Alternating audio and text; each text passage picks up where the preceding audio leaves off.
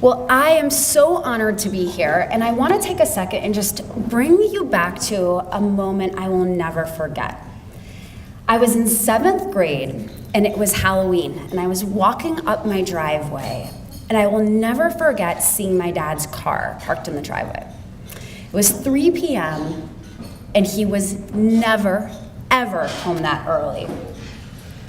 I walked into my house to find my parents sitting on the couch, and instantly, I knew something was wrong. Turns out my mom had just been diagnosed with breast cancer. She had noticed a swelling on the side of her right breast, and while the doctor suggested that they ignore it, she was so adamant that they check it out, that when they went to biopsy, they hid something, and it was stage 1 breast cancer. Essentially, she had saved her own life. She entered chemotherapy, and at the age of 12, I took on this new role of helping to be a surrogate mother to my 3-year-old brother at the time. I remember pleading with God, just hoping and praying that she would not follow in the same fate that her mother, her grandmother, and 8 other women in her family followed. Her mother and grandmother had passed away from breast cancer just 6 days apart when she was only 18. And here I was at 12 trying to think and imagine what it would be like to grow up without a mom. It wasn't easy. And yet I remember feeling as though we had encountered that challenge and we had gotten through it, only to be told 10 months later that she'd been diagnosed with ovarian cancer. A 21.5-inch cancerous mass that they removed from her ovaries. She literally is a miracle. And after chemotherapy and realizing that she had fought and both beat cancer, we all breathed that immense sigh of relief. And that was almost 20 years ago, which is pretty amazing. When I was 22, I remember always feeling as though it was my mother's story that I was advocating against. And I would sign up and run the local 5K, and yet it never felt as though it would affect me, myself, until at the age of 22, I tested positive for the BRCA1 gene mutation. Essentially, as she mentioned, indicating I had up to an 87% risk of developing breast cancer, up to a 54% risk of developing ovarian cancer. Not the easiest thing to find out as you're packing up boxes from college to move to Chicago and start a dream job in marketing. And I remember when I tested positive, I've just felt this overwhelming sense of despair, of feeling as though, oh my gosh, this is not a matter of if I will develop cancer, it's a matter of when. And all I could do, I thought, was go to the doctor every 3 months for mammograms, ultrasounds, MRIs, clinical breast exams, transvaginal ultrasounds, and just hope that I would have the opportunity to have a family, have a career, have all those hopes and dreams that I had always wanted. I felt sorry for myself, I felt afraid, and I felt almost paralyzed by that information. And I remember feeling as though one day it felt as though it couldn't get any worse. I had been in and out of the hospitals because all the anxiety had been giving me this tremendous amount of migraine headaches. Boyfriend had just broken up with me. I hadn't gotten off to the start at that dream marketing job at Unilever that I had wanted to. And I remember thinking to myself, oh my God, it can't get worse than this. What is this trying to teach me? Where is the silver lining? What is going on? This is not what I thought being 22 would be all about. And what I did is I wrestled with this question. I wrestled with this idea that there has to be a reason that this is happening. And all of a sudden, as I started to peel back the layers, what I realized was that I had actually been given the greatest gift. The gift of both information, but then also the gift to do something with that information. The opportunity that generations of women before me never were afforded. To take my health into my own hands and to take action.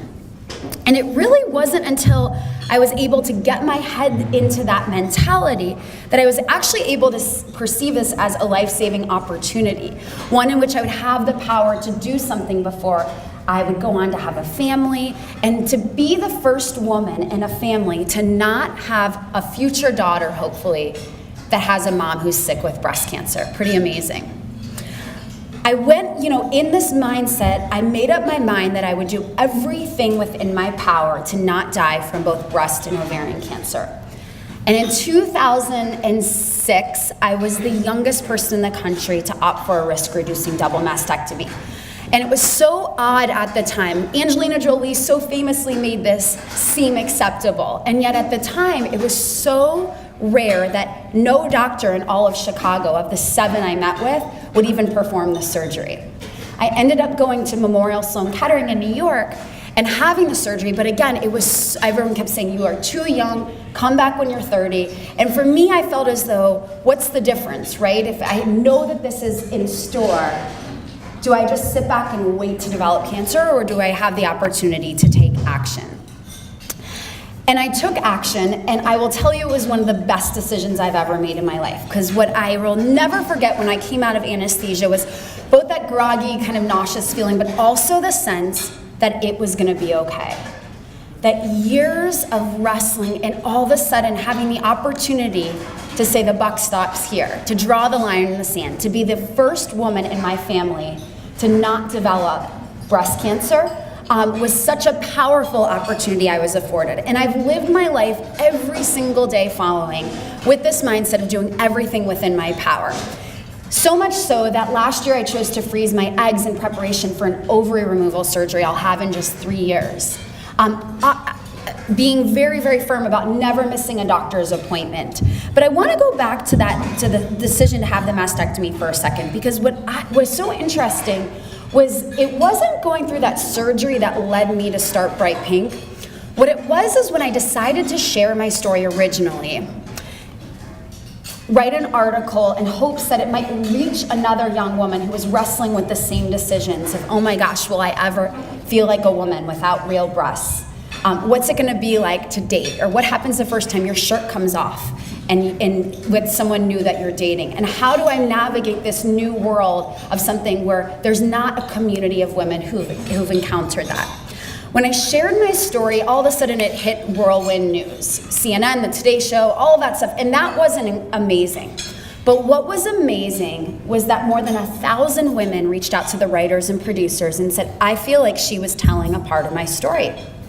I feel like I'm not doing enough to be proactive with my health. My doctor tells me young women don't get breast cancer. My mother told me that just because on my father's side of the family there's ovarian cancer, that doesn't matter. And while I was very struck by all of these stories and people saying, the producers and writers saying, oh my God, I've never seen kind of that outpouring of response, what I was also struck by were all of the naysayers.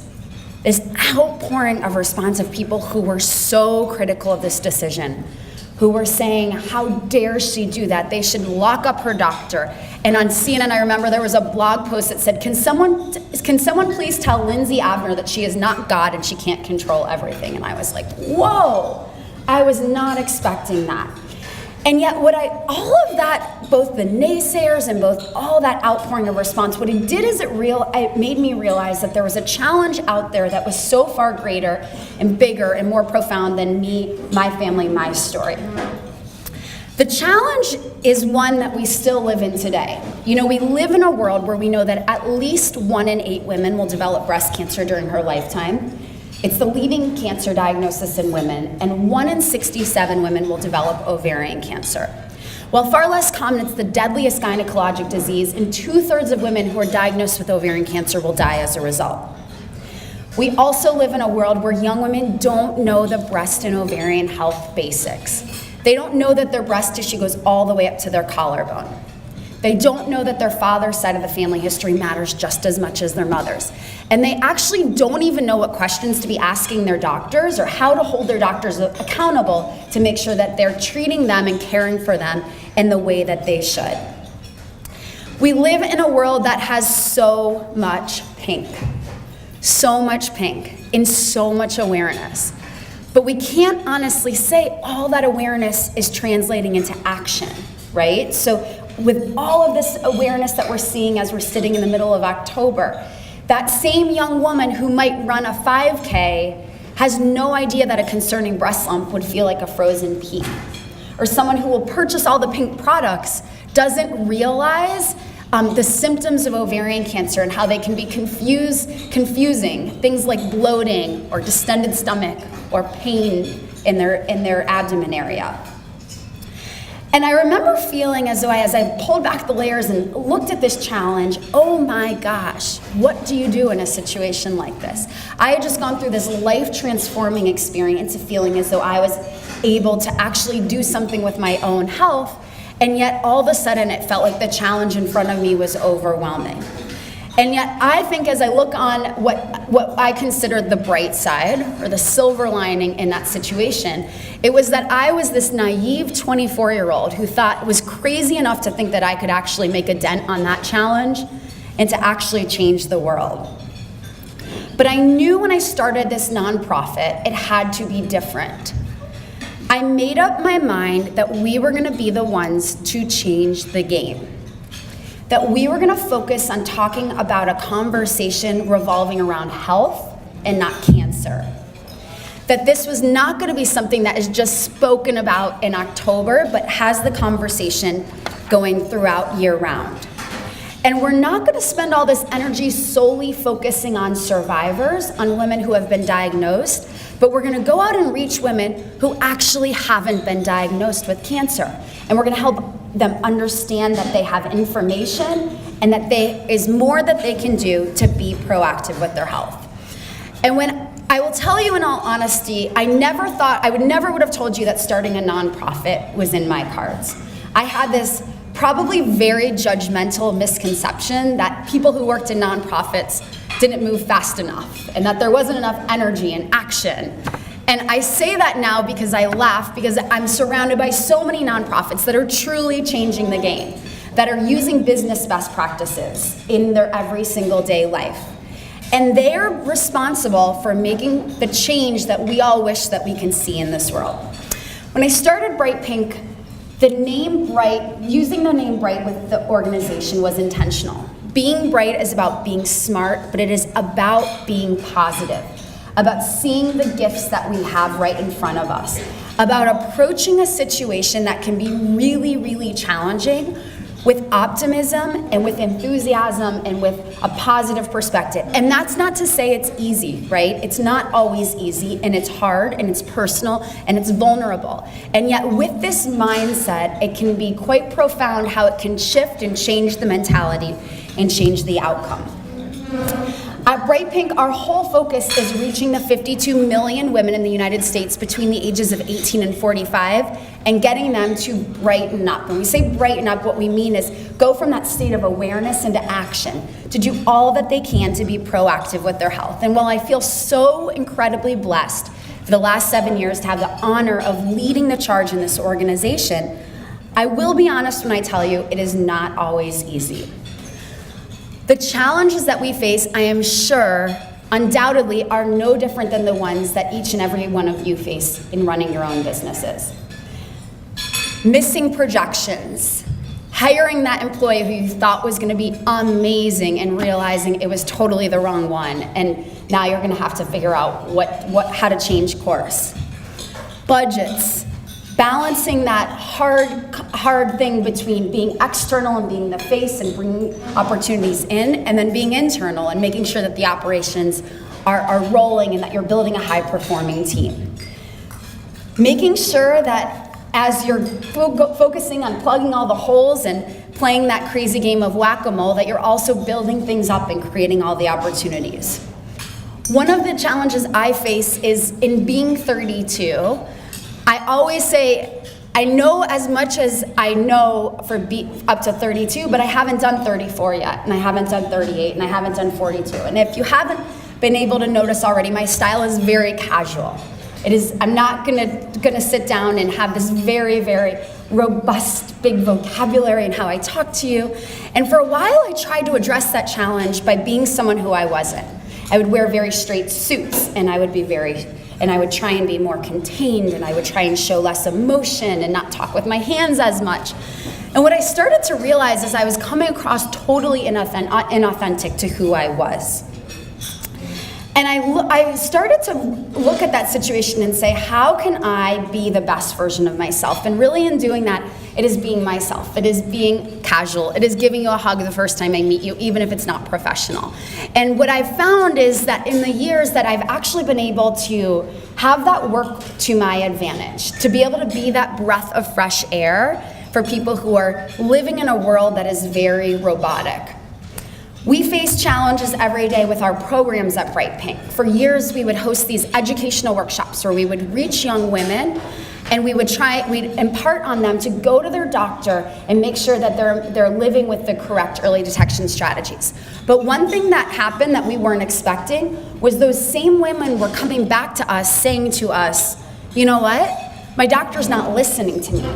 Or he's not performing a clinical breast exam and actually touching my breasts.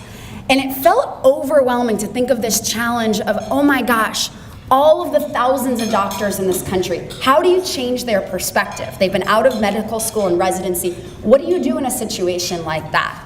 As we looked at kind of the lay of the land, what we realized as trying to poke at this problem for months and months is that the bright side is that every single year, new physicians are entering into the market, and that's where we could have the influence. So what we did is we made up our mind that we are going to change the way doctors engage with young women and their health. And just this past year, we hired on a chief medical officer, a woman who's a physician at Northwestern, to now be a part of our staff. And we launched a program where we're going into OBGYN and internal medicine residency programs, and we're teaching the next generation of doctors how to have urgency around prevention, how to better talk to young women about their health. But here's the coolest part. The coolest part is that this year alone, we'll be within 45 programs. We'll reach over 1,000 residents who will go on to reach 2.5 million women. But we've actually drawn a line in the sand and said that by 2019, there will not be an OBGYN who goes into practice without being trained by Bright Pink. Unbelievable. Unbelievable. So when we think about the next generation, and you think about the real change, and you think about the power to say, where is the bright side, and how can I make up my mind that it's not going to be any other way? And we can make this happen, right? We might not be able to change those people who've been in existence. Really, really powerful. Another challenge, I think that I would be so curious, please come up to me afterwards and share, when you hear these three infamous words that I'm sure other people are going to chuckle when people say work-life balance. My response is, what is that? And why are we even having this conversation anymore, right? So as entrepreneurs, as female business owners, as people who the buck stops with us, the idea that you can just have some magnetic switch that you just turn on and off is crazy. It doesn't exist. And for years, I spent a lot of time feeling guilty, feeling as though I was neglecting relationships that were important to me, family and friends. And I literally tried to say, how do I look at this differently? Where is the bright side? And I think the bright side I've decided is that all of that work-life balance talk can be subjective. That it doesn't have to be this concept of one thing functioning, one thing off, and vice versa with that teeter-tottering. That in all honesty, it can be showing up and being your best self, both at home and at life. And if it means thinking a lot about work while you're at home and you're running on the treadmill or you're in the shower, that's okay. And taking the pressure off yourself. For me, I know that what I've decided work-life balance means is just making sure that I can be healthy and I can actually be true to our mission as a health organization, and finding ways to incorporate healthy living into my day-to-day work life. So it doesn't have to feel like, oh gosh, the workout's what goes out the door. I've actually started trying to take meetings, instead of taking them as drinks after work or lunch or breakfast dates, setting up workout dates when it's nice going on a walk. And what I found is when I propose this, usually people, the first thing they'll say is, that is the weirdest thing I've ever heard. I don't even know you. And you want to ask me for money while we're on a spin bike? Are you crazy? And yet, they're like, how cool is that? I actually haven't probably worked out in a while. What a great excuse to get to move a little bit. Also at work, the idea of team bonding and and making sure that we're having a fantastic culture. We've implemented monthly wellness hours where we'll go do yoga together, we'll take a self-defense class, we'll do something that as a team is active and rejuvenating, and it's been totally powerful for us in the spirit of incorporating this health, incorporating the wellness within our day-to-day life. So before I close, I wanna just acknowledge, I know I mentioned this earlier, we're sitting in October. The country has deemed this month Breast Cancer Awareness Month. At Bright Pink, we hate that term more than anything because I think each and every one of you knows that breast cancer is out there and you are aware. But the problem is that you might not be taking action. So we've actually decided, I wrote a piece for Huffington Post just a couple weeks ago to rename October Breast Health Education Month. So in the spirit of Breast Health Education Month, yeah, I think I'm standing in a room with hundreds of super smart, savvy women who are doing unbelievable things in your businesses, in your lives, and you're making things happen. And yet I would argue that I also have a challenge that every single one of you may not be doing enough to be proactive with your breast health or your ovarian health. But here's what the bright side is. The bright side is I still have 9 more minutes up here. And I have a microphone. And as we sit in the spirit of Breast Health Education Month, what I'm gonna do is make up my mind that I'm not getting off of this stage until I remind you about 5 ways you can brighten up as it relates to your own breast and ovarian health. Does that sound okay?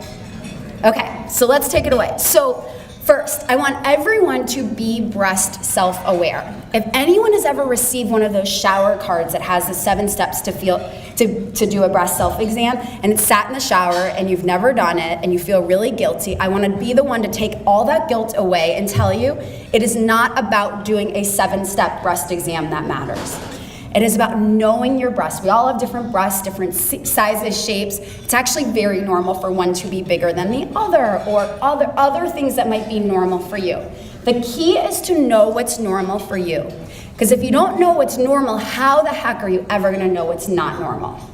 I want you to know the symptoms. So symptoms of breast cancer are greater than just the lump, although that's the most common. It can be swelling, itching, redness, any sort of discharge, anything going on, pain. And it's not about your sports bra rubbing. It's about symptoms that are persisting or worsening over time. Now let's go back to the lump, because that is the most common form of breast cancer. A lot of women have naturally lumpier breasts. And again, if that's normal for you, that's totally fine. What you're looking for is a lump that would feel like a frozen pea. So it's hard, it's not soft and mobile, and it's not going away or it's getting worse. If you notice this, I want you to go to the doctor and check it out. That being said, 80% of those times, it's not cancer. So don't immediately diagnose yourself, don't go on WebMD, don't freak yourself out.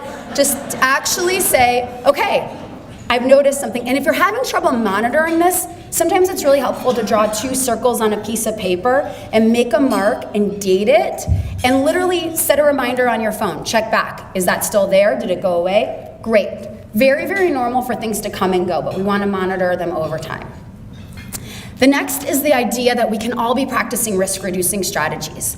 So what I want to do is remind everyone that exercising on most days has up to a 50% opportunity to reduce your risk for breast cancer. You want to maintain a healthy body weight. We actually know there's an extra correlation when there's extra fatty tissue in the body, there's extra estrogen, which then increases your breast cancer risk. Limiting alcohol intake, limiting fat, breastfeeding for 1 to 2 years non-consecutively, if that makes sense for you. So it could be like 6 months, and then 3 years later, 7 months, reduces your risk. And smoking, as we know, increases breast cancer risk. As it relates to ovarian cancer, the deadliest gynecologic disease, one really powerful risk-reducing opportunity is oral contraceptives or birth control pills. So we know that 5 years of oral contraceptives can reduce your risk for ovarian cancer by up to 50%. Slash your risk in half for the deadliest gynecologic disease.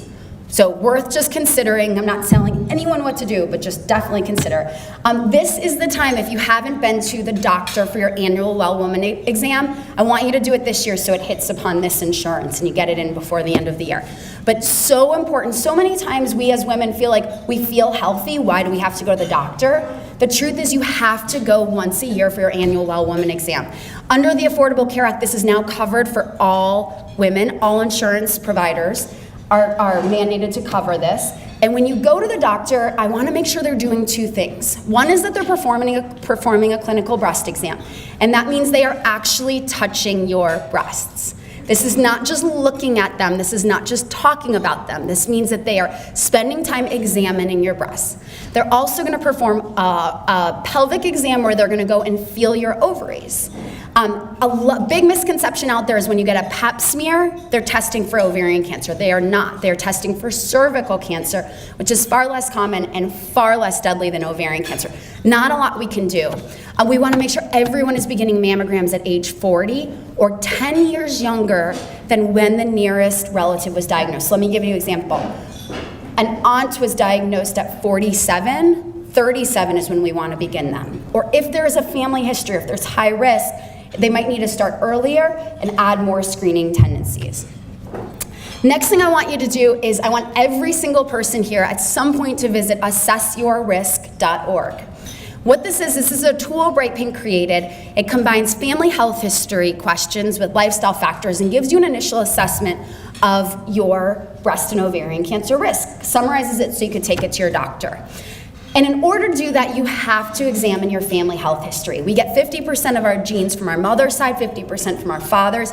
Both matter equally. So gathering as much of this information, what you want to do is ask who had cancer, how old were they, when were they diagnosed, and you want to go back a couple generations. It's sometimes hard to get all that information, but the more you can get, the better at informing your risk. And then again, it's assessyourrisk.org. And then what I want to ask each and every one of you to do is to commit to bringing this to other women. We're going to be we have a booth over here. We have a 20-minute educational workshop, totally free of charge. We come into groups of 50 women or more, whether it's a church group or a business, and we just go through this. We have certified hundreds of ambassadors all around the country. So really, really important. And I hope if you learned anything in just the last 5 minutes I've been telling you about some of these basics, that you'll share it with a woman you love. So to recap, in our 5 reminders, and it's not one of those things where you choose one and you don't get the others. You can choose as many as you want from the list. I want to make sure that every single woman is being breast self-aware, is practicing risk-reducing strategies, is visiting the doctor at least once a year, and going to assessyourrisk.org, and then obviously spreading this to a woman you love. So just in closing, what I want to do is ask everyone to think about a point in your life, or maybe it's a challenge that you currently have in your own mind that you've been wrestling with. I have about 4 that come immediately to my mind where I'm like, I've totally been putting off making the hard call or doing it because it's really hairy and big and not fun and annoying. So think of something that's going on in your life. It could be professional, it could be personal, it could be with a significant other or a coworker, and think about kind of the feelings that it brings up when you think about this challenge. Probably similar feelings of doubt and despair and uncertainty. Feeling as though you could sometimes be a little bit paralyzed to even take action. But now I want to ask you to think about it a little differently. Think about what in the world is this unbelievably annoying challenge sitting right in front of you there to teach you. Where is the bright side? What would the ideal situation look like? And how can you put yourself in that mindset where you're approaching it from a state of optimism? As you think about approaching this from that state of optimism, from the bright side, what I want you to do is weigh the alternatives. You don't have to make the decision now, but take out the variables and just get yourself into what I consider the made-up mind. Because there's nothing more powerful than making up your mind, taking out the variables, not allowing the alternatives to be there, committing wholeheartedly, not giving another option, and going right for it. As I said, between the bright side and the power of the made-up mind, amazing things are possible. Thank you.